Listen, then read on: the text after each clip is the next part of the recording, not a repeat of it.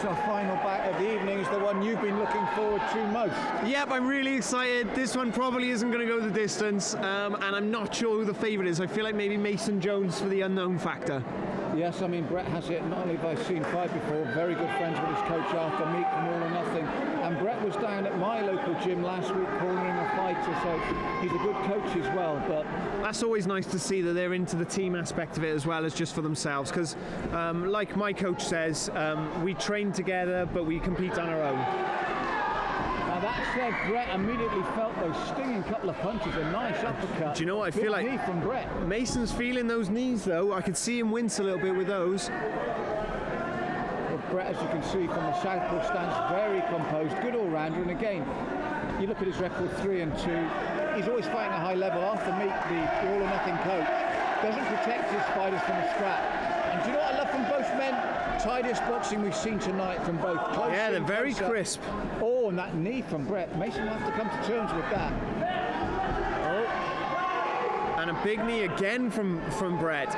I think that might be one of the telltale signs. Uppercuts as well. Oh, Mason didn't enjoy that. Not that second one. He took the first, he took the second, but he didn't enjoy it. And Brett at the moment in ascendancy while it's upright here. And I said it's close in, tight, dirty boxing from both men. And what I'm noticing now is that Mason has got his mouth open a little bit, and he's cut across the left eye. Above the left eyebrow. That's from those uppercuts. And he keeps going for that judo throw, but I don't think that's the right thing to do. Brett stifled it a few times. It's the way Brett spun away from it, and again. Oh, and he's gone in for a submission. I think that's a bit of a mistake here. He was doing so well upright. You're right. Brett was doing so well upright. And Mason's grappling is very, very good. We've seen a number of key moments in fights where Mason's changing this to a Kimura now. So Mason's moving it to the Kimura, and he might finish it here. He's getting the Kimura, and it's all over. And it's all over. And it looks like Brett's injured. Brett was totally dominant upright. Mason was cut. He'd done all the right things. It was then there for the taking. You look at Mason's face, and you think, just keep it upright, keep it going, you're there. He went to ground, and boy, when you talk about being punished, did Mason do it? Boy, did Mason punish him. And look at it, Mason, he's covered in blood, but he had the composure to finish that fight by a very technical Kimura. Now for me, defined by a mistake from Brett, because it's 1 minute 14 into the bout. For 1 minute 12 of that, he fought the perfect fight. And he did a great job. Unbelievable. But that, you know what, Reece, that's what I love about MMA. It can be turned on its head like that. That's right, and that's absolutely right. And I think Mason has done such a good job to turn it round. And Brett can learn from that. I mean, this is a quality fight.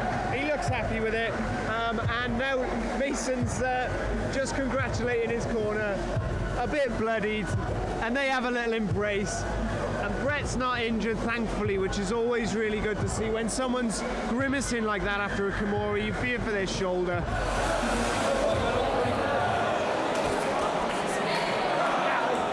Ladies and gentlemen, that was your final bout of the evening. Two top professional mixed martial artists.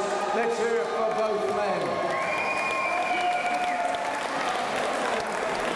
But we do have your winner by way of Kimura in 1:14 of the opening round. The red corner, Mason Jones. He's a good boy. I knew he was a good boy. He came out, found the leg kick quick. Didn't follow it up too well. I felt a bit laggy, if that's the term. Didn't let my hands go very well. Caught him with one good shot, one volley, and then he answered well. A bit slower starting. He caught me another volley, and then I felt him catch the knee to the middle. Again, he was aggressive. He was really accurate, and he did what he came out to do. As soon as I felt the cut in my head, I knew we had to go down. I wanted to stamp him a bit, but when you get cut, at the end of the day, cuts could open, especially in little gardening gloves. So I knew we had to go down. So I knew as soon as he went to the ground, I could finish him. Kimura, naked, on bar. I trained enough to finish him. I broke out jiu-jitsu, so I know what I'm doing. But back to the gym. I think I burnt myself out a bit leading up to it. I did a bit much, and that was the worst performance I've done in about 4 years. So it's certainly still won.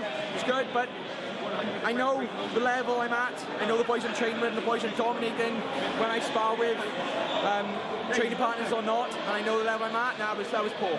But I can't. Brett's a really, really tough guy. I knew he had good hands. I knew his thing. I knew he was really aggressive. I knew what was going to happen, but to get caught that guy's different. Where you think it's going to go? But I got the win, so it's 2-0. Move on to better things. What a great evening for MMA Wales here at Adrenalin Fight Nights. Brett, Reese, an incredible night of K1 and MMA action. It really lived up to the hype. Yeah, and we saw with the Mendez-Miles fight that lived up to the hype. And also the Mason Jones fight was quality as well. We had such a good time. The two fights we concentrated on ended up being good fights. Like I said, we were on the defeat side tonight with Ben. It's learning. Yeah. All of these fighters have a really good platform to work up with the Adrenalin. It's the next step. Well, we've had an incredible evening. We hope you have as well. Join us again in the new year for more Adrenalin Fight Nights.